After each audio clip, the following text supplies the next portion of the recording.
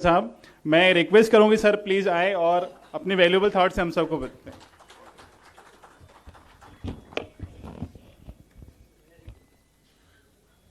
असरा foundation के सभी सम्मानीय ट्रस्टी, काजी साहब, मेरे सहयोगी मोहन मते, सभी आदरणीय महानुभाव और उपस्थित भाई और बहनों, सबसे पहले मैं असरा फाउंडेशन को हृदय से बहुत बहुत धन्यवाद दूंगा कि उन्होंने हमारे समाज के जो ऐसे गरीब लोग हैं जो आर्थिक स्थिति अच्छी न होने के कारण ट्रीटमेंट नहीं कर सकते हैं, उनको एक आधार देने का काम किया है।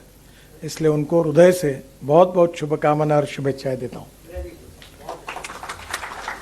एक बात ऐसी है कि मैं भी करीब 25 साल से, जब हार्ट के ऑपरेशन मुंबई में होते थे और मैं जब हमारे वहाँ एमएलए हॉस्टल के रूम में, मैजेस्टिक एमएलए हॉस्टल में रूम में रहता था, तो नागपुर से खूब लोग आते थे क्योंकि हार्ट के ऑपरेशन मुंबई में होते थे। तब मुश्किल से नागपुर में, अब नागपुर में ऑपरेशन करने वाले 20-25, 25-30-40 डॉक्टर हुए। तो उस समय बहुत बड़ी तकलीफ रहती थी और उस समय से अभी तक मुझे ये सौभाग्य मिला कि हमने कम से कम, मैंने 20,000 से ज़्यादा हार्ट के ऑपरेशन निःशुल्क करने के मौका मुझे मिला। और ये जब मौका मिला, इसका सबसे अच्छा मंत्र मैं आपको बताता हूँ कि तुम जितनी लोगों की सेवा करते हो या लोगों की मदद करते हो, भगवान उससे 10 गुना ज़्यादा आपको देता है। तो ये बात बिल्कुल सही है। मैं बहुत कर्जे के बोझ में रहता था, अभी भी हूँ, क्योंकि व्यवसाय उद्योगों में कर्जा लेना पड़ता है। पर जब जब भी मैंने अपने बच्चों को भी ये बताया कि अपने आमदनी का इतना पैसा गरीब के लिए देते जाओ, और इसलिए आज मैं आपको अनुभव के साथ बताऊंगा कि आप जो भी कर रहे हैं, अल्लाह भगवान आपको उससे 10 गुना ज़्यादा देगा। और हमारे यहाँ कहा जाता है कि महाराष्ट्र में एक संत थे, तुकाराम महाराज, जो का रंजले गांजले त्यासी म्हणे जो आपुले, तोची साधू ओळखावा देव तेथीची जाणावा। गरीब आदमी जो होता है उसको जात पंथ धर्म और भाषा नहीं होती।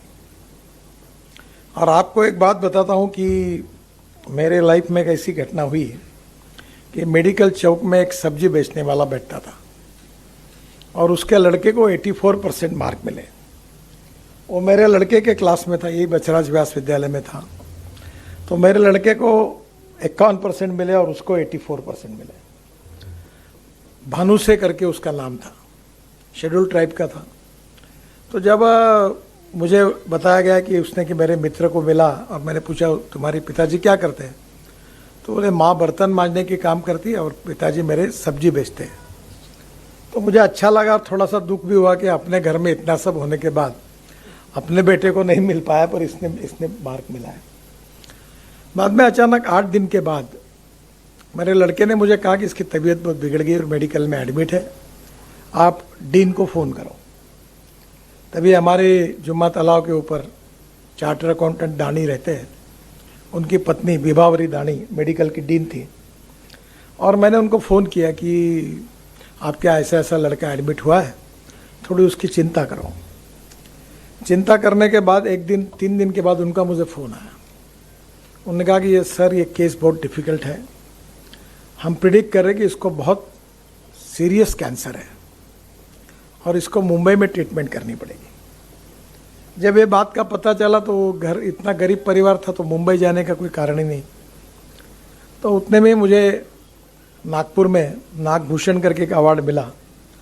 तो मैंने उसके पैसे जो थे वो 1.5 लाख रुपए उसको दे दिए और ऊपर से 1 लाख रुपए भी दे दिए। तो उसने कहा मैं, तुम तुरंत हवाई जहाज़ से मुंबई आओ। मुंबई में आने के बाद एक अच्छा हुआ कि अब इसके कारण मुझे देश के प्रख्यात डॉक्टर जानते हैं। तो डॉक्टर अडवाणी बहुत बड़े कैंसर के डॉक्टर थे, तो उनको मैंने फ़ोन किया कि ऐसा ऐसा हुआ है। उन्होंने कहा उसको भेजो। उस समय मलबार हिल पे रहता था, तो उसकी ट्रीटमेंट के लिए भेजा। डॉक्टर साहब ने बहुत मेहनत की, 3 महीने वो वहाँ ट्रीटमेंट ले रहा था और 3 महीने के बाद वो वापस आया। और वापस मेरे घर पर वो रहने लगा। तो सुबह रोज़ एयर इंडिया की फ़्लाइट सुबह 6 बजे छुट्टी थी। तो मैं सोचता था कि जितने ज़्यादा देर नींद ले लूँ, क्योंकि रात को देर सोता था, और सुबह तैयार होकर बराबर आखिरी 2 मिनट में मैं एयरपोर्ट पे पहुंचता था। तो मैं अचानक उठा तो सुबह उसके माताजी, पिताजी, उनके माताजी, पिताजी सब मेरे गाड़ी के सामने खड़े थे और ज़ोर से रो रहे थे। तो मुझे लगा कि शायद डॉक्टर ने कहा कि भाई अब ख़त्म, अभी कुछ करने लायक नहीं, आप वापस जाओ, ऐसी स्थिति होगी। तो उसने कहा साहब ऐसी स्थिति, जब मैंने पूछा क्यों तबीयत अच्छी नहीं किया, नहीं, बोला अच्छी है। अब डॉक्टर ने ये कहा कि ये लड़का पूरा अच्छा हुआ है, आप इसको वापस लेके जाओ। तो आज जो हम रो रहे हैं वो खुशी के आंसू है। जब मैं वापस आया तो मैंने लड़के को पूछा अब तू क्या करेगा? तो बोले सर अब मुझे फार्मेसी में एडमिशन दिलाओ। मैंने बोला 12th में 84% मार्क मिले तो इंजीनियर क्यों नहीं बनता? तो अब मेरे पास पैसे कहाँ हैं?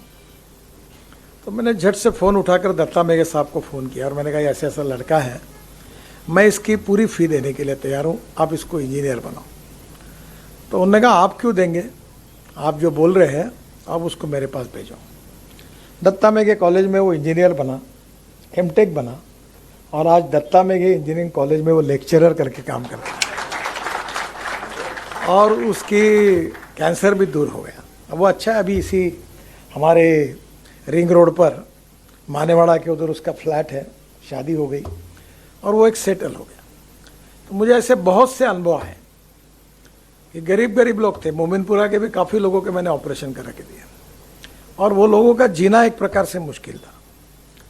तो मैं आपको एक अच्छी बात बता रहा हूँ कि ये जो असरा फाउंडेशन है, ये जो आज आप काम शुरू कर रहे हैं, इसमें और एक बात सुझाऊंगा कि शिक्षा के क्षेत्र में, स्वास्थ्य के क्षेत्र में, और शिक्षा और स्वास्थ्य ये दो तो बहुत ही महत्वपूर्ण है, उसके साथ समाज की सर्वांगीण उन्नति और विकास के लिए हमें लोगों को जगाना चाहिए।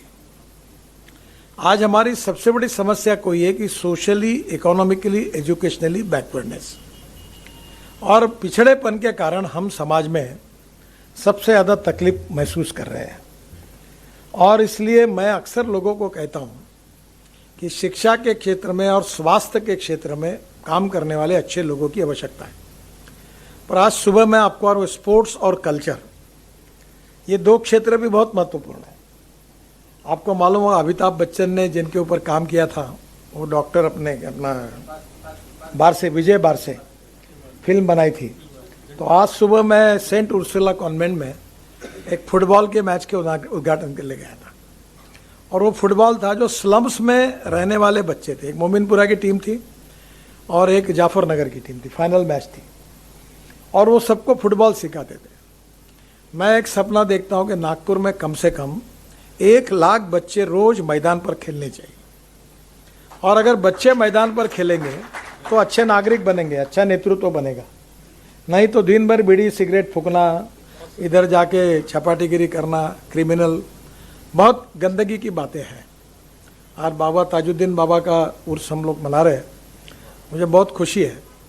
इस बार कल डीसीपी हमारे बहुत अच्छे हैं, क्या नाम अपना उनका, नरूल हसन।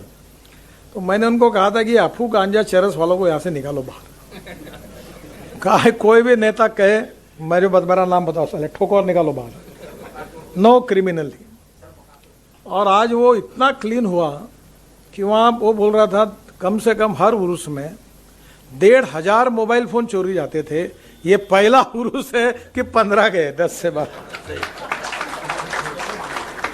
मैंने कहा कोई भी क्रिमिनल हो, ये सबको बिल्कुल अंदर करो, ये नहीं करना, ये बाबा की जगह है, ये पवित्र होनी चाहिए।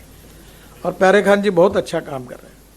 और मैंने उनको कहा उनको एक बात बताई, ये शेगांव में गजानन महाराज का ट्रस्ट है, उसके जो ट्रस्टी है चेयरमैन, इतना सुंदर ट्रस्ट नहीं है जो मैंने कभी देखा, बहुत अच्छा मैनेजमेंट है।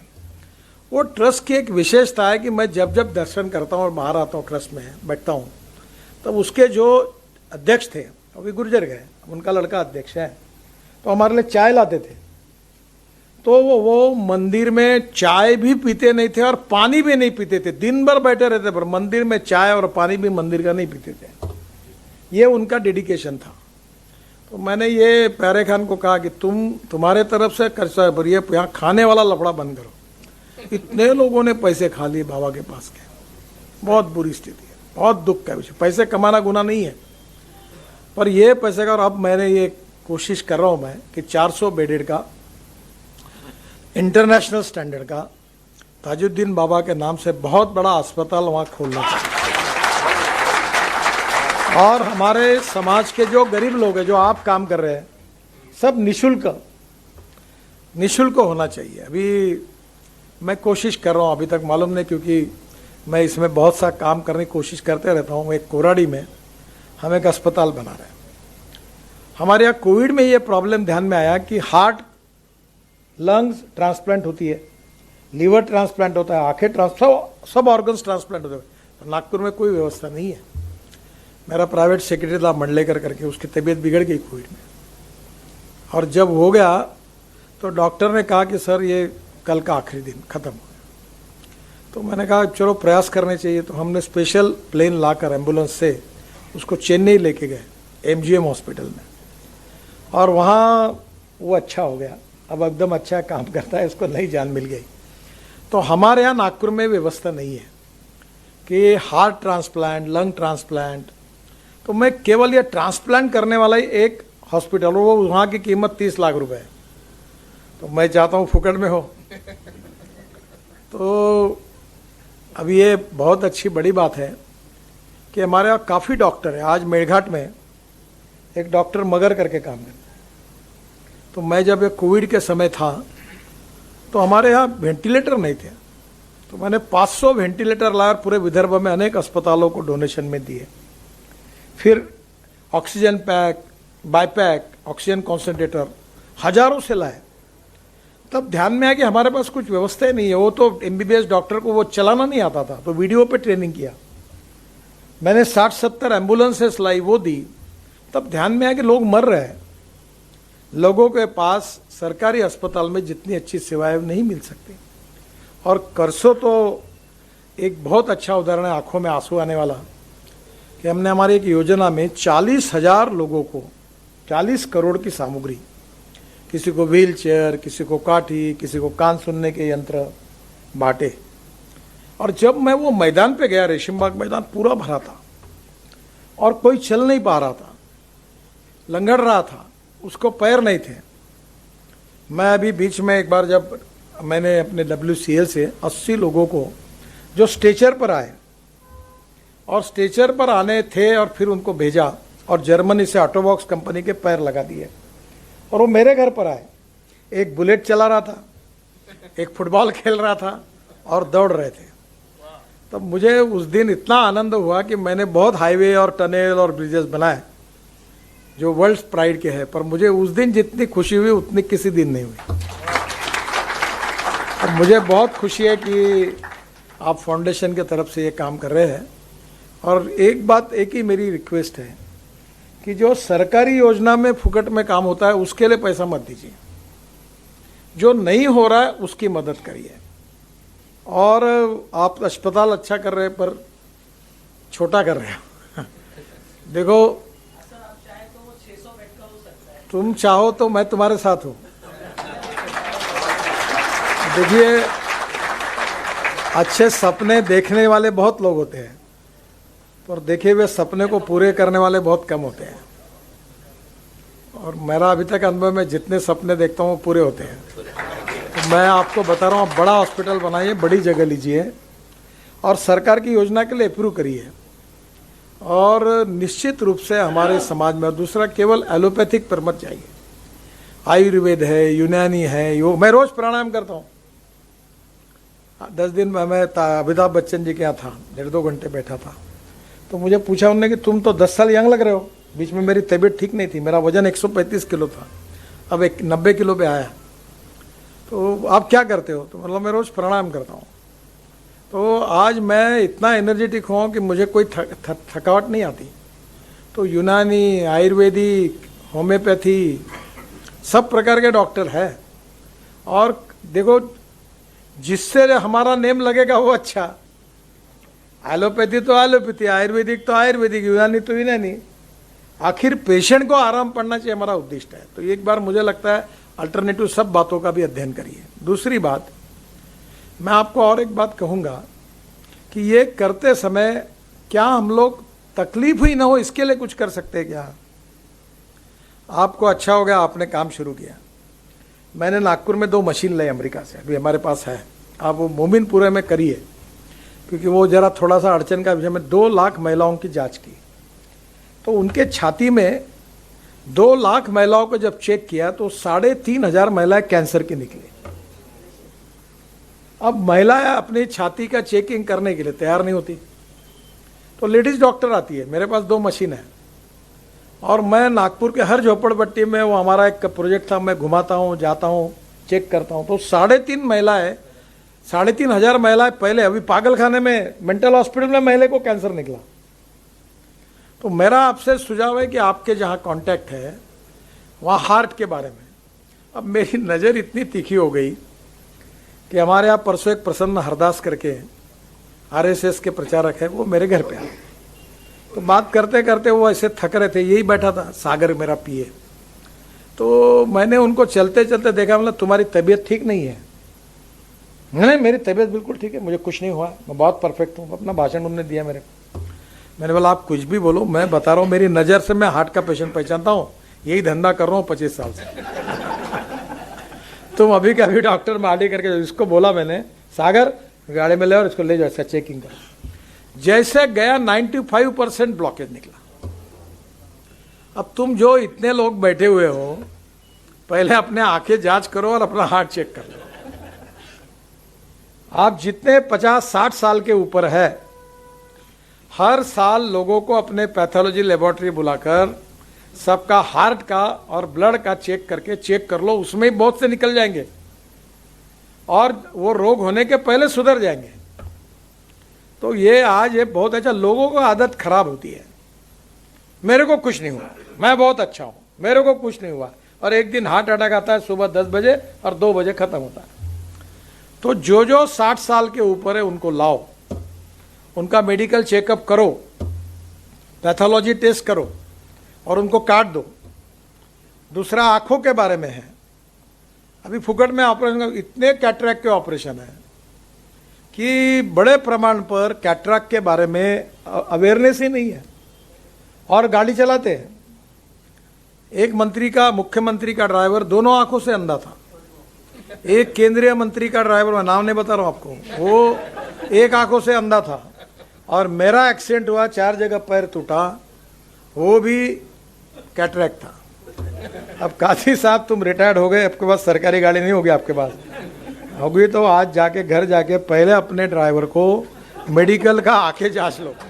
सरकार में जितने अधिक, वो क्या करते हैं, झूठा सर्टिफिकेट लाते हैं। हिंदुस्तान में बहुत आसान, 50 रुपये 2 सर्टिफिकेट मिलता है, वो परफेक्शन का ला लेता है।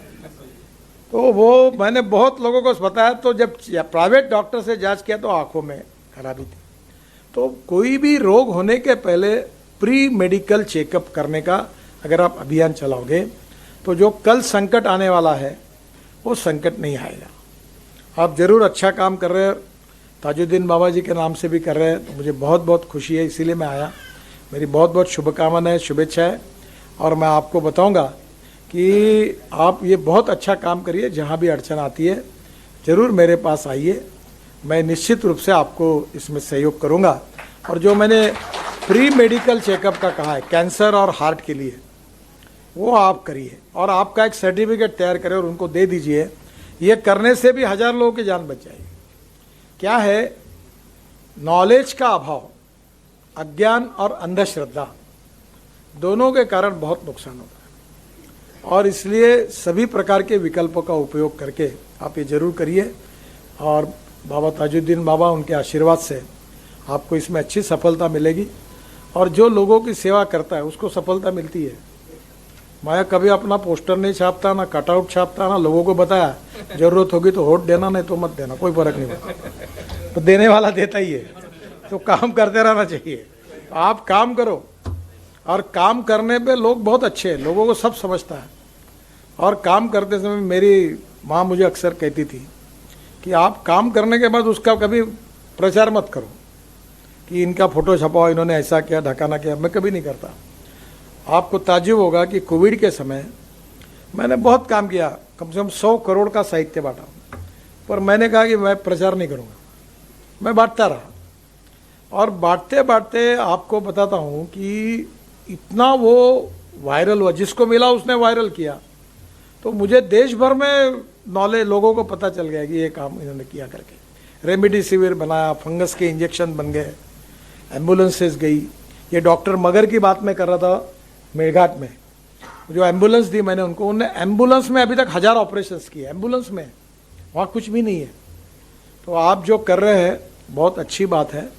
हेल्थ सर्विसेज एंड एजुकेशन, मुझे बहुत खुशी होती है, अंजुमन इस्लाम को मैंने इंजीनियरिंग कॉलेज दिया, नहीं कुछ तो मुस्लिम समाज के 8-10 हज़ार इंजीनियर बन गए।